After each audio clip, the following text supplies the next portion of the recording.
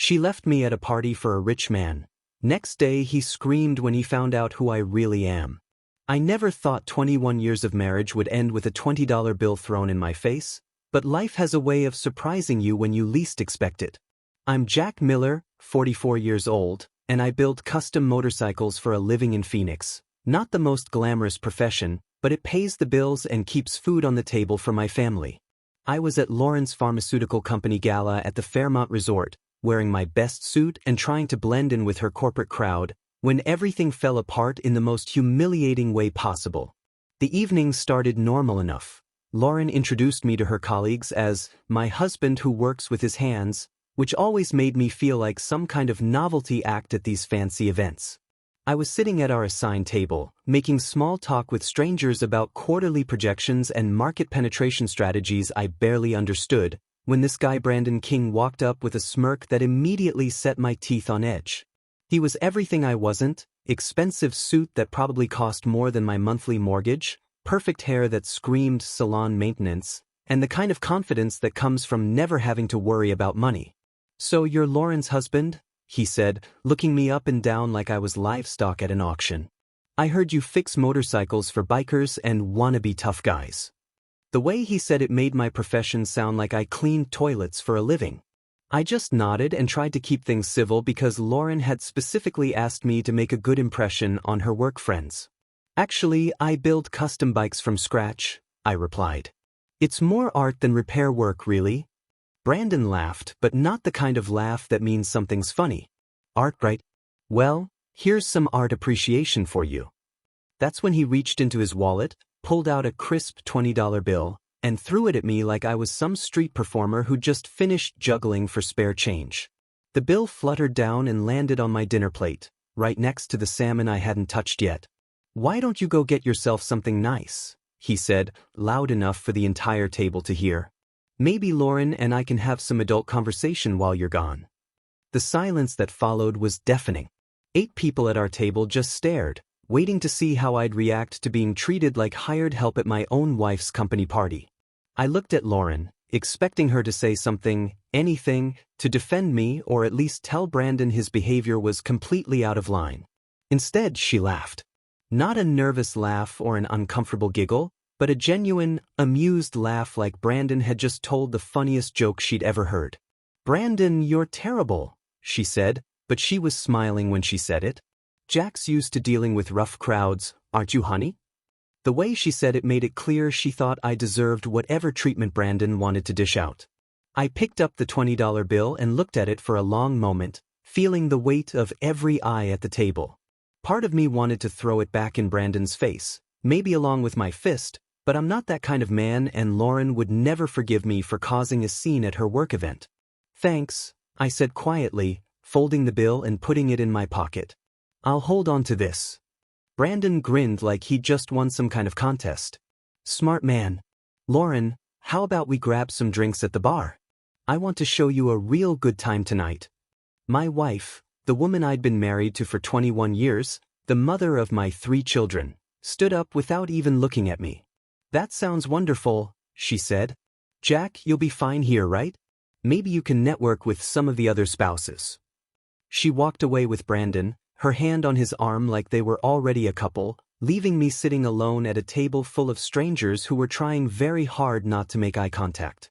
I stayed for another hour, mainly because I didn't want to give Brandon the satisfaction of knowing he'd driven me away, but also because I kept hoping Lauren would come back and apologize for what had just happened.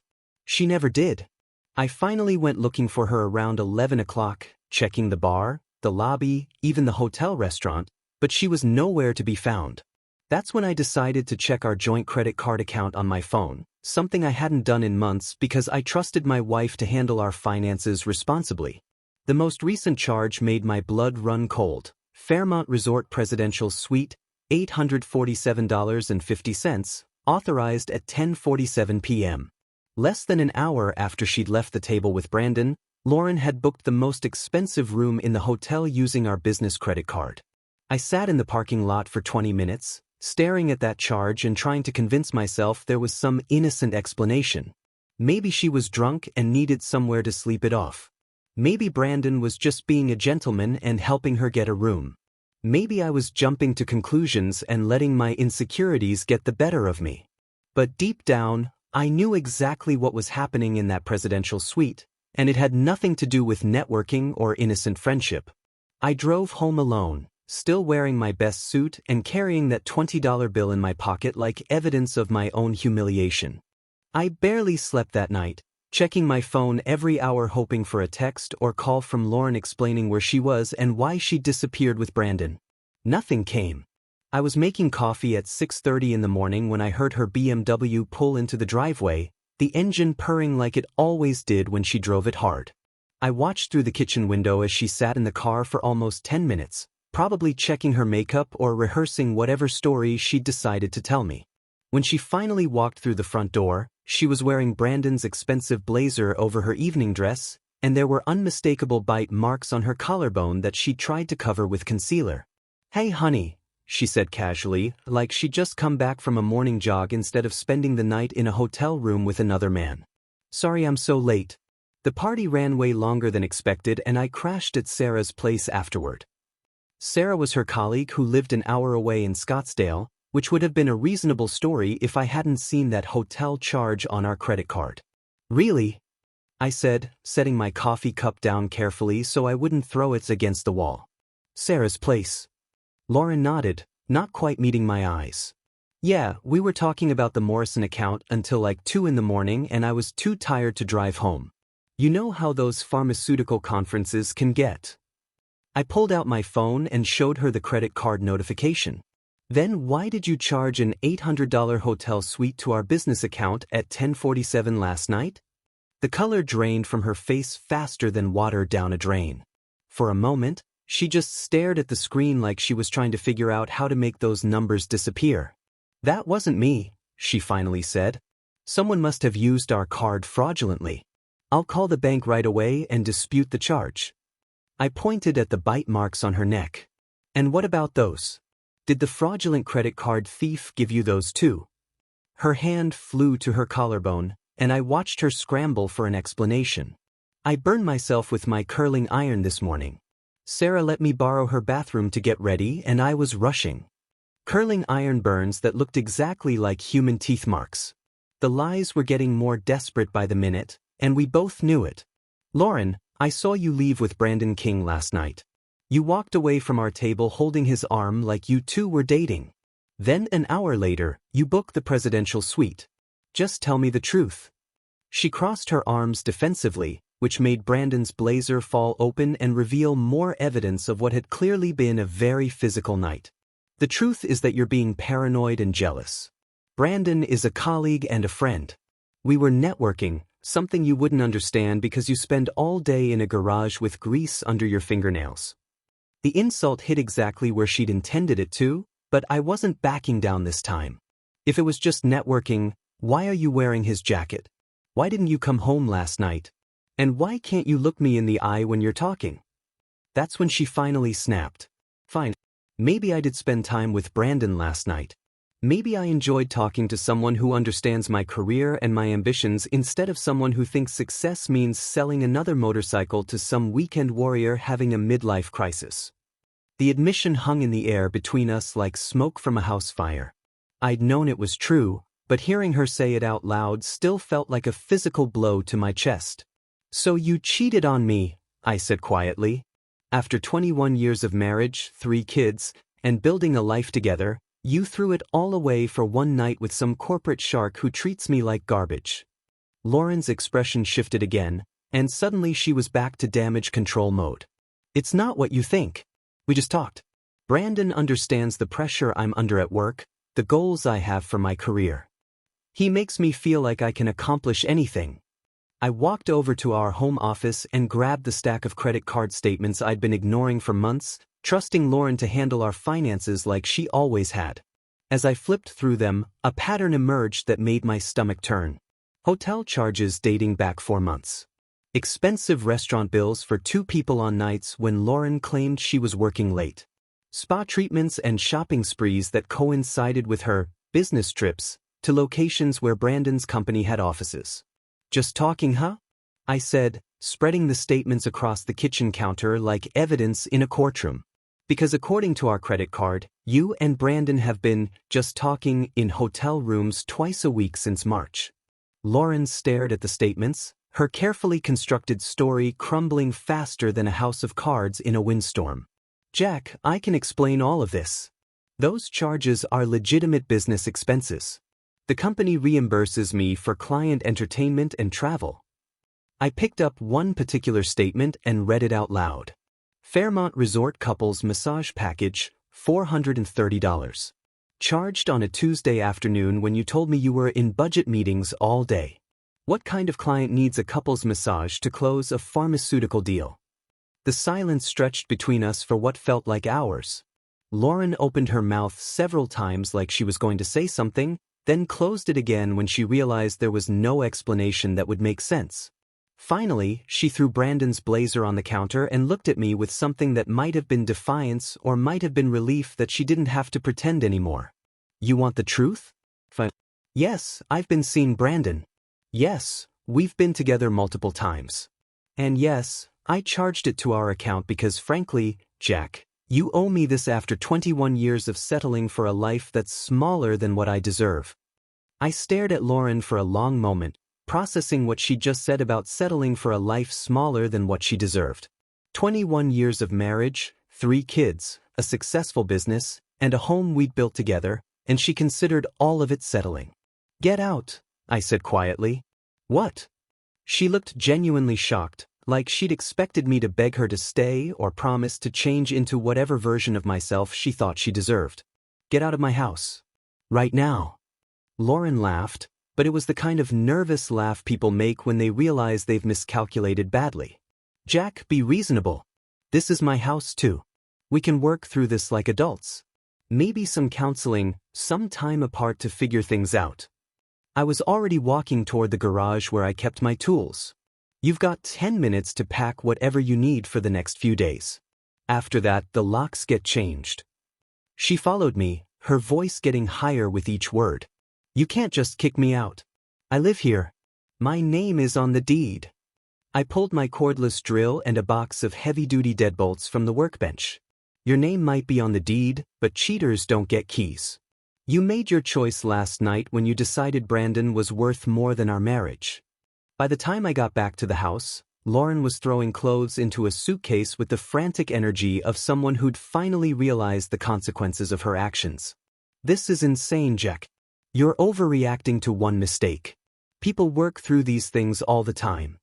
I started removing the screws from our front door lock with methodical precision. One mistake? Lauren, I found 4 months of hotel charges. This wasn't a mistake. This was a lifestyle choice, and you chose Brandon.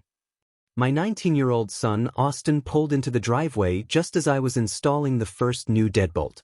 He took one look at his mother's suitcase on the front porch and his father changing the locks and put the pieces together immediately. Mom cheated, he asked, not sounding particularly surprised. Kids always know more than parents think they do. Yeah, I said, not stopping my work. She did. Austin grabbed a screwdriver from my toolbox without being asked. Want some help with those locks?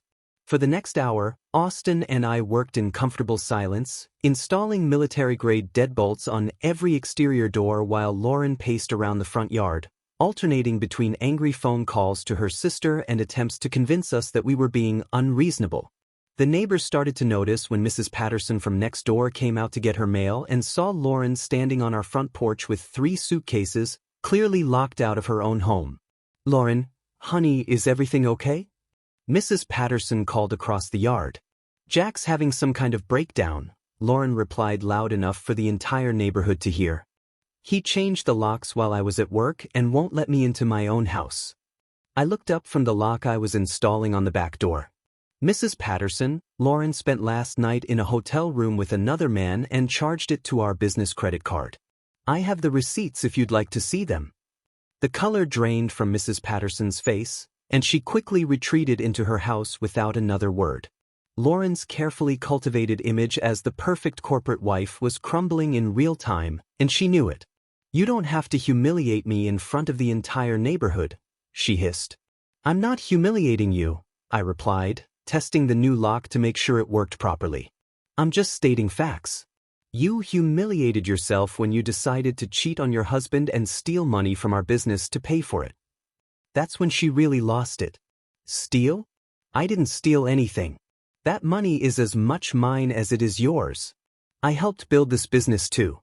I pulled out my phone and showed her the credit card statements again. Show me where you helped build Miller Custom Cycles, Lauren. Show me one motorcycle you designed, one client you brought in, one day you spent in the shop getting grease under your fingernails like you're so fond of mentioning.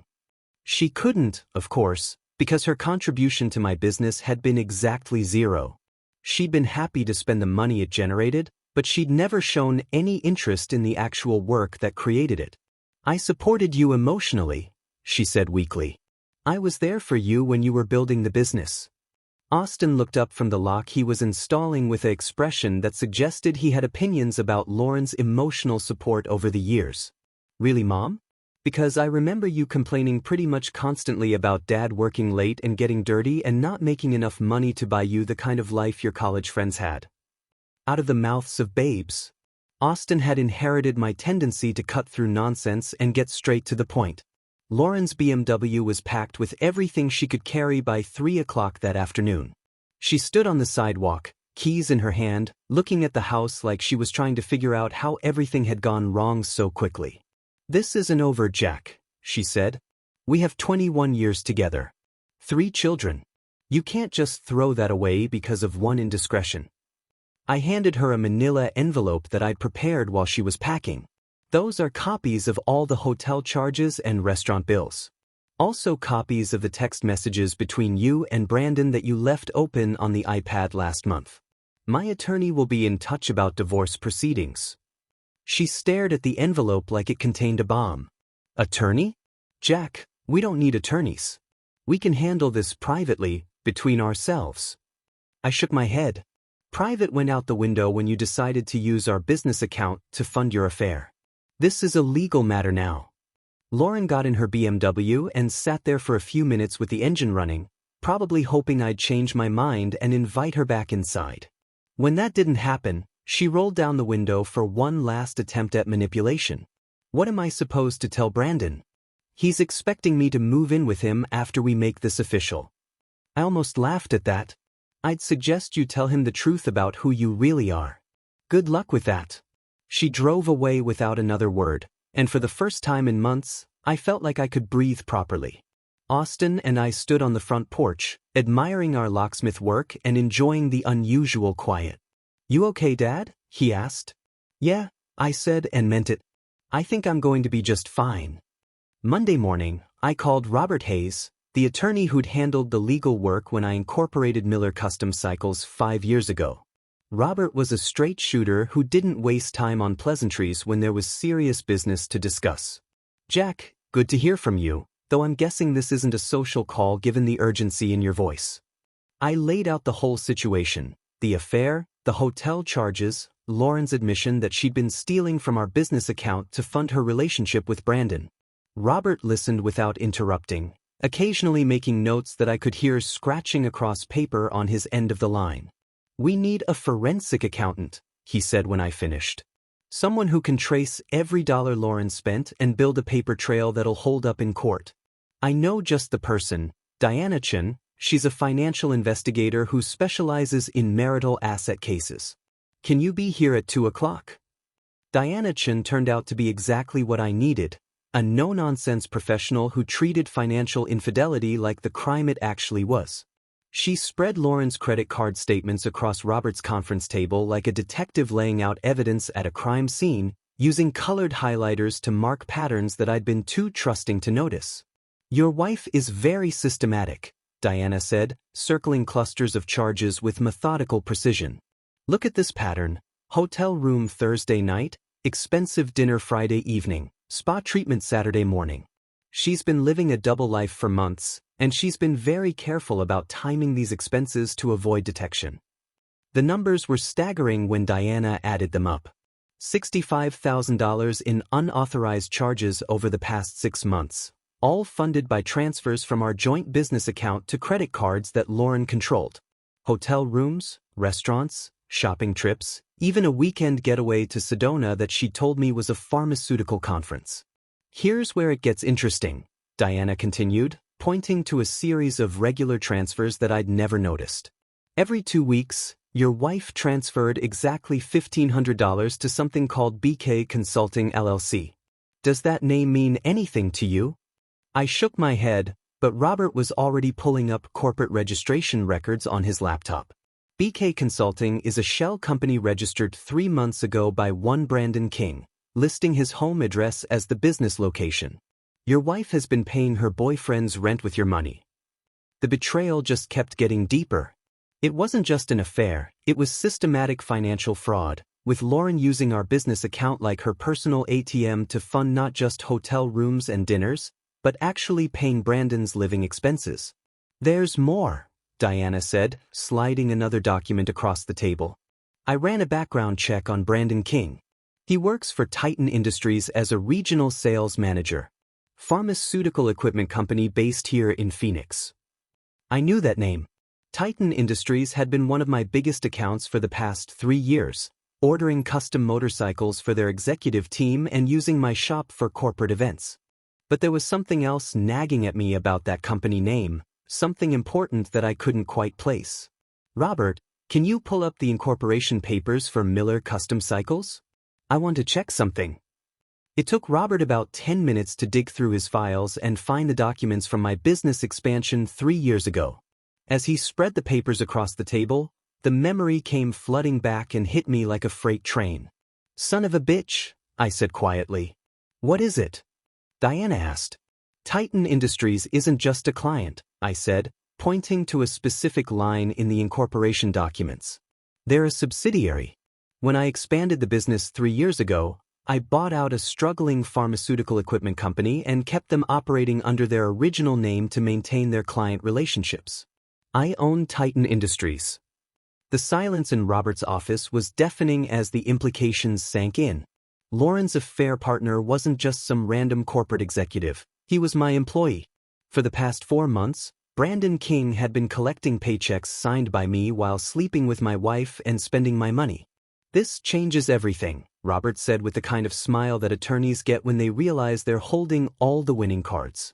Brandon King has been committing fraud against his employer, that's you, while engaging in conduct that violates every corporate ethics policy ever written. You don't just have grounds for divorce. You have grounds for criminal charges and civil lawsuits.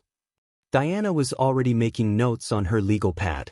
We need to document everything before we make any moves. Financial records, employment records, any communication between Brandon and Lauren that involves company resources. Build an airtight case before we spring the trap. I sat back in my chair, trying to process the fact that I'd been paying the salary of the man who was destroying my marriage. Every 2 weeks, Brandon King deposited a paycheck that I'd authorized, then used part of that money to take my wife to expensive hotels and restaurants. The irony was so thick you could cut it with a knife. There's something else, I said, pulling out my phone and scrolling through my contacts. Brandon King threw a $20 bill at me at the company gala. Called me a mechanic and told me to go buy myself something nice while he showed my wife a real good time. I want that arrogant bastard to know exactly who he's been messing with. Robert raised an eyebrow. You're going to confront him directly? I shook my head. I'm going to fire him. In front of his entire department. With cause.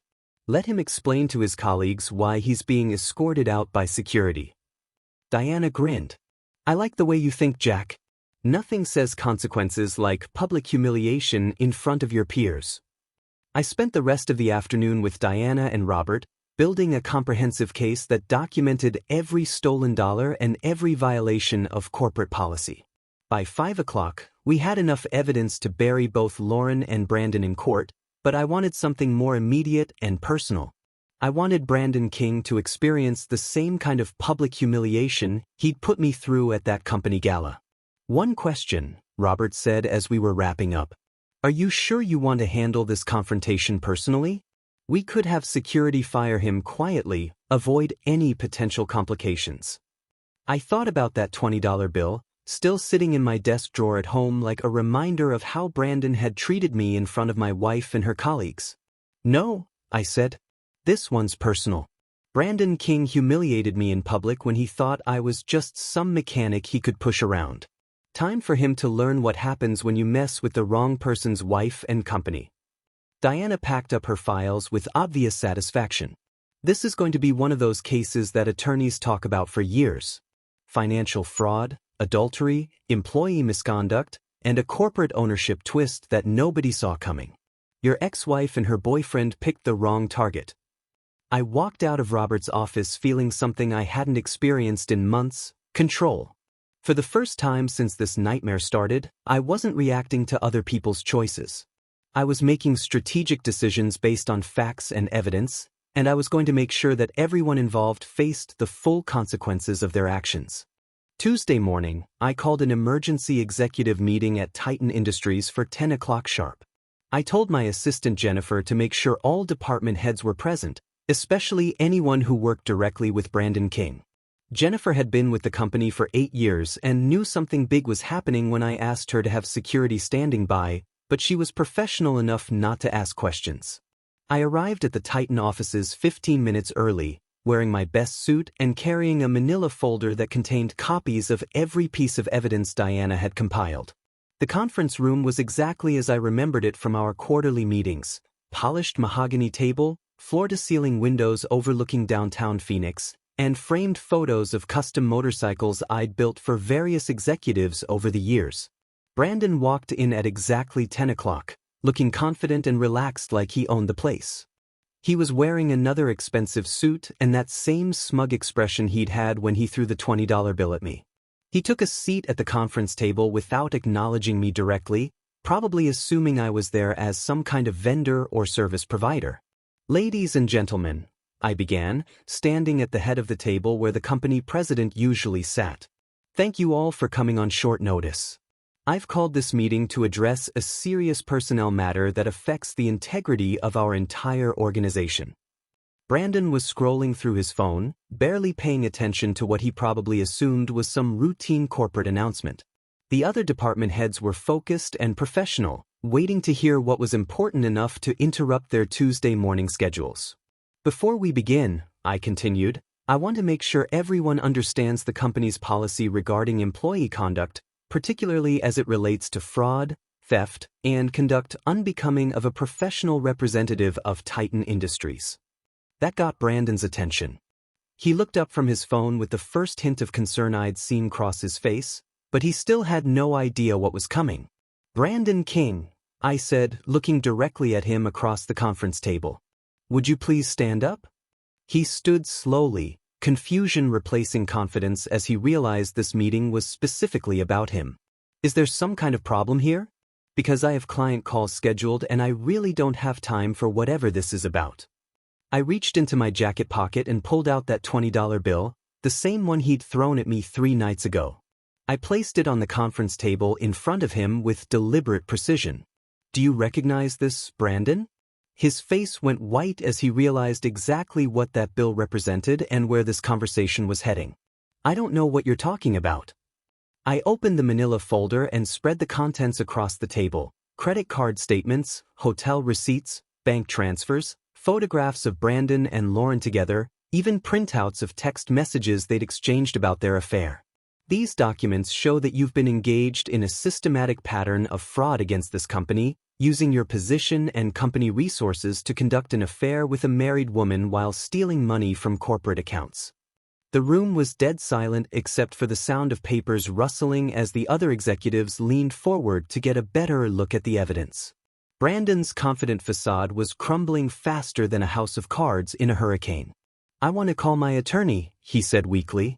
"You'll have plenty of time for that," I replied.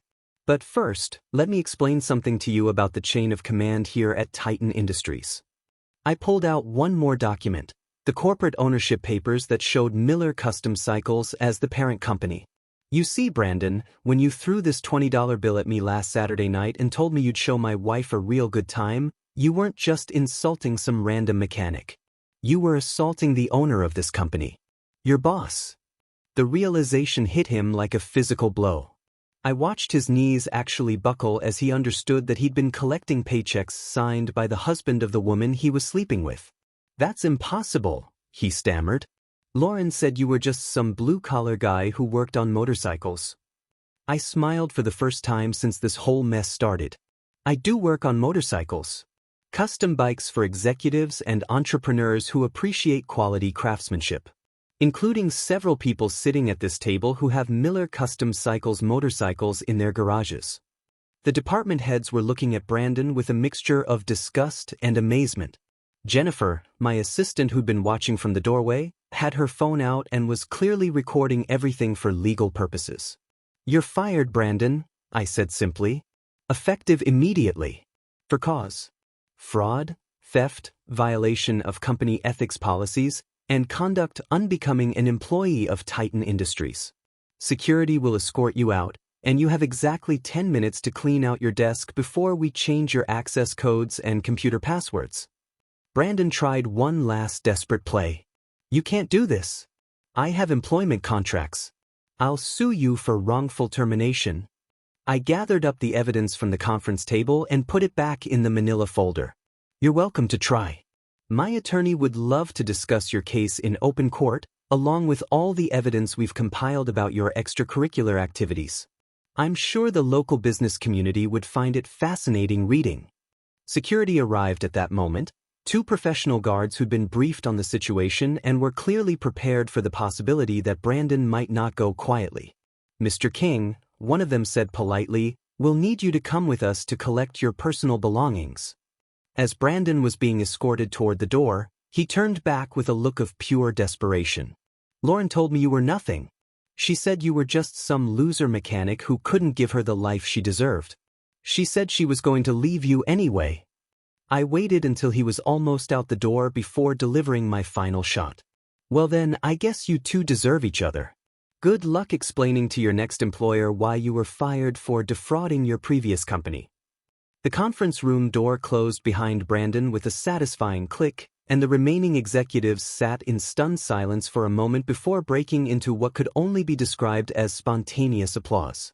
That, said Margaret Walsh, our head of operations, was the most professionally delivered firing I've ever witnessed. My phone started buzzing with messages almost immediately. The first was from Jennifer, who'd apparently sent video clips of the confrontation to several other Titan employees who'd had their own negative experiences with Brandon's attitude and behavior. The second message was from an unknown number, but I recognized the panicked tone immediately. It was Brandon, calling from his personal phone. Jack, please, I need to talk to you. This is all a huge misunderstanding. Lauren never told me you owned the company. She said you were just some mechanic. Please don't destroy my career over this. I listened to the entire voicemail, then deleted it without responding. Brandon King was no longer my problem. He was about to become Lauren's problem, and I had a feeling she was going to discover very quickly that her new boyfriend wasn't quite the successful corporate executive she'd thought she was dating. The meeting continued for another hour as we discussed how to handle Brandon's client accounts and ongoing projects, but I barely paid attention to the business details. For the first time in days, I felt like myself again, confident, in control, and ready to move forward with rebuilding my life on my own terms. 3 months later, I was sitting in the Maricopa County Family Court waiting for my divorce case to be called, watching Lauren fidget nervously next to her attorney while mine reviewed our final settlement offer one more time. Robert had built an airtight case using Diana's financial investigation, and Lauren's legal team knew they were fighting a losing battle.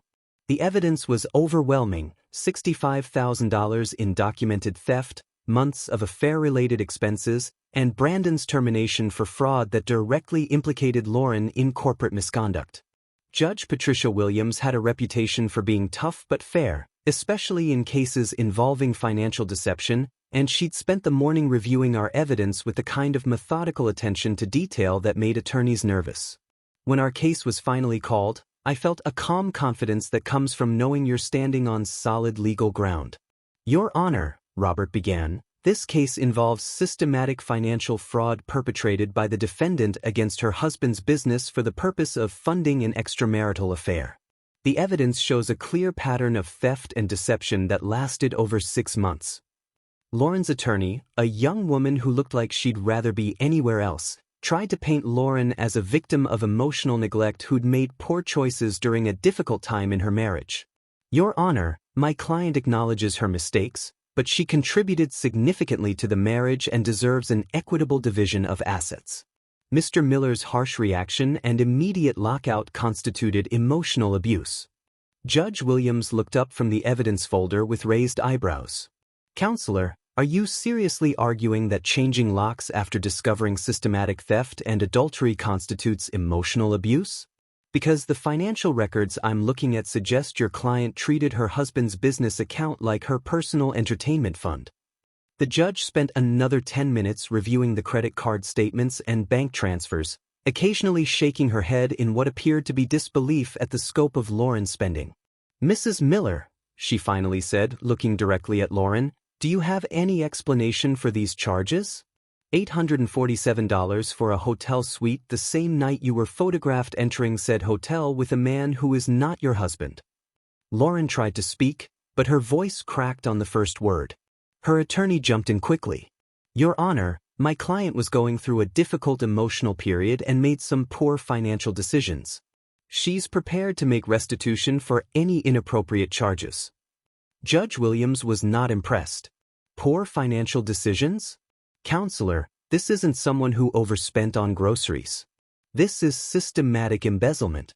Your client transferred $1,500 every 2 weeks to a shell company owned by her paramour. That's not a poor decision, that's calculated theft.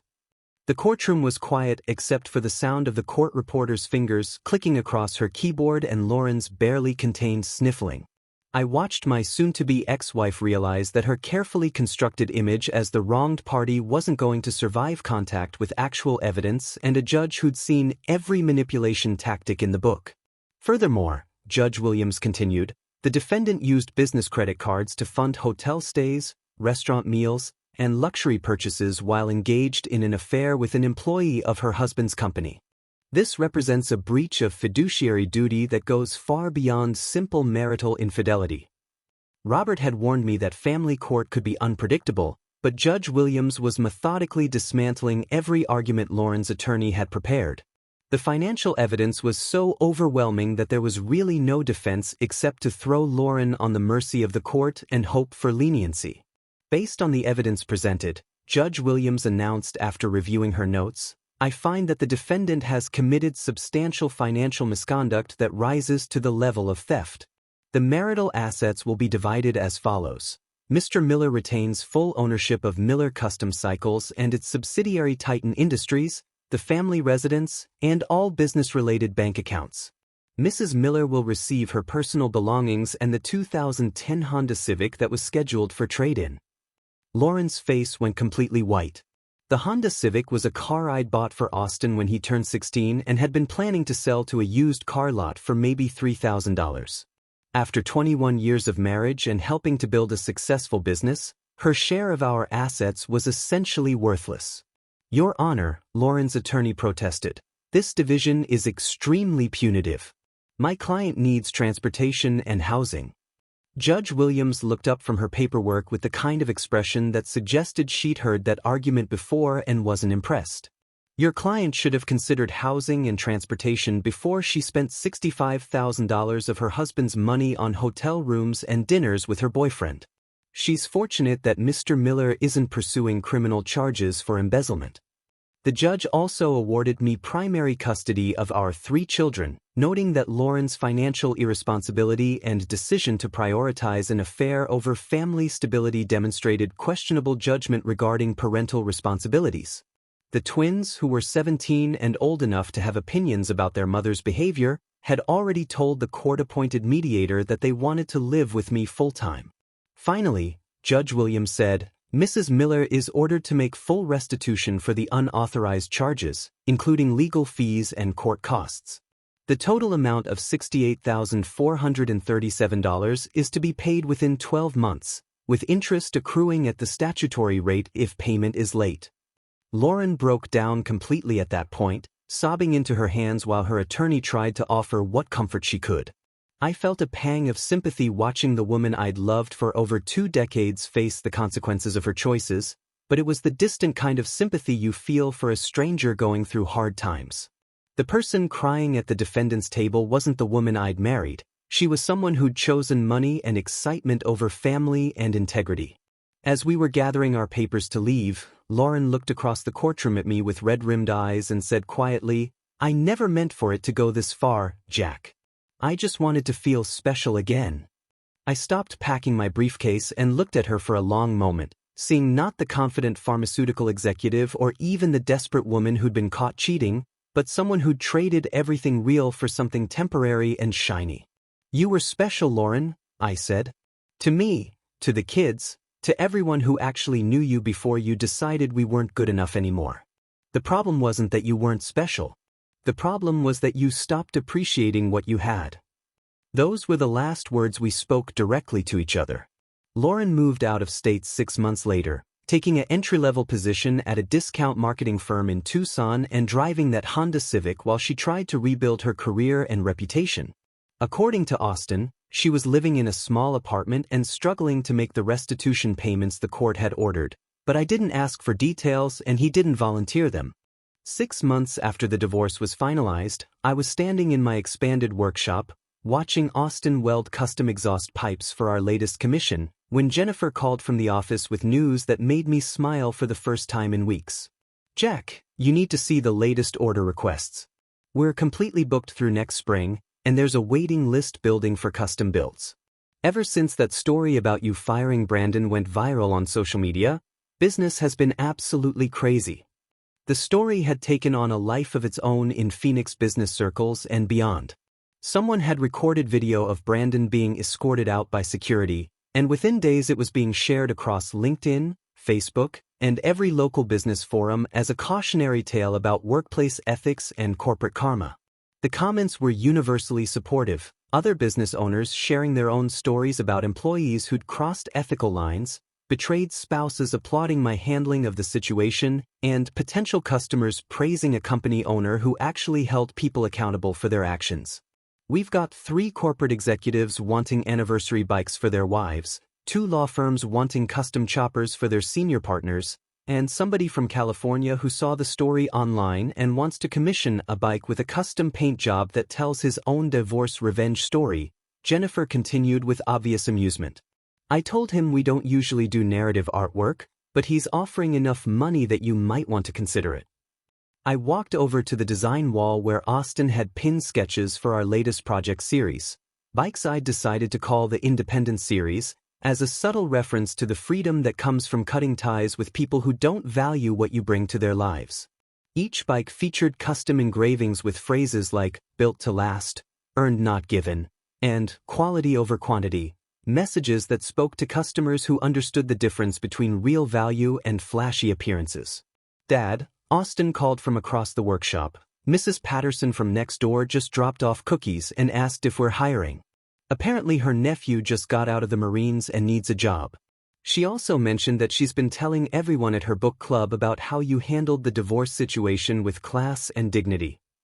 Mrs. Patterson had become something of an unofficial spokesperson for my character rehabilitation tour, sharing the story with anyone who'd listen about how I discovered my wife's affair, handled the legal proceedings professionally, and maintained my focus on being a good father throughout the entire ordeal.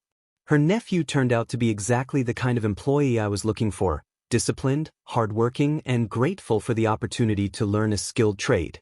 The Independence Series bikes were selling faster than I could build them, with customers specifically requesting the story behind the designs and wanting to be part of what they saw as a movement toward valuing craftsmanship and integrity over status and superficial success.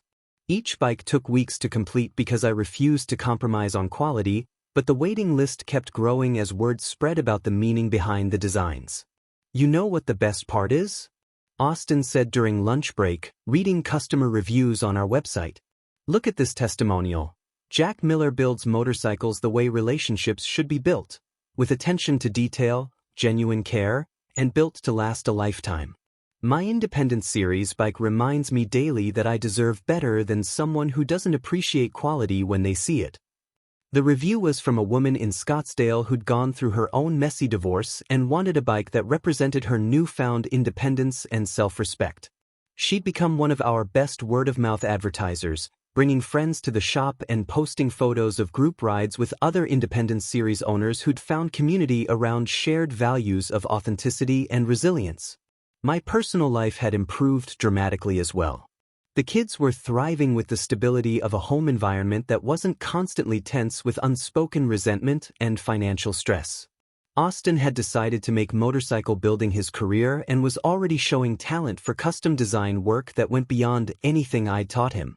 The twins were excelling in school and had stopped asking uncomfortable questions about why Mom wasn't around anymore. They'd figured out the truth about Lauren's behavior and had made their own decisions about which parent deserved their respect and loyalty.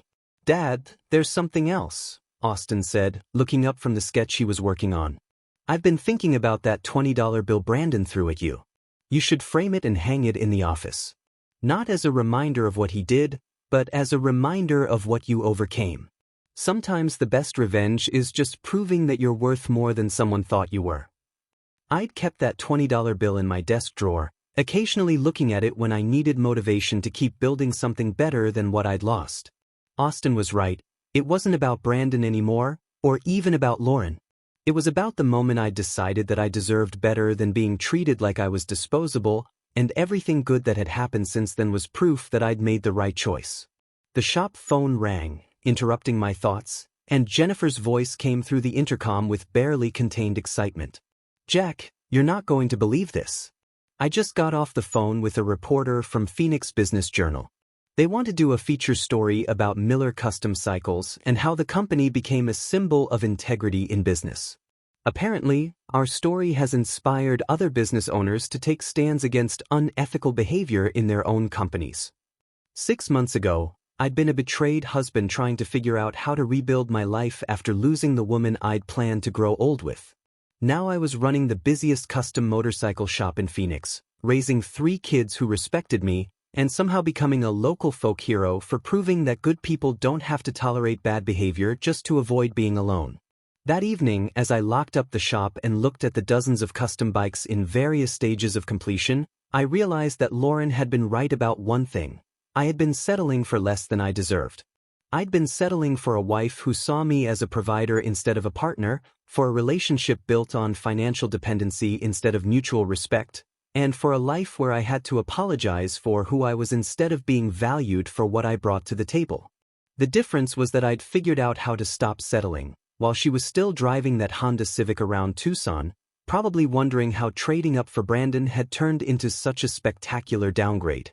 Sometimes the best revenge really is just living well, building something meaningful, and surrounding yourself with people who appreciate quality when they see it.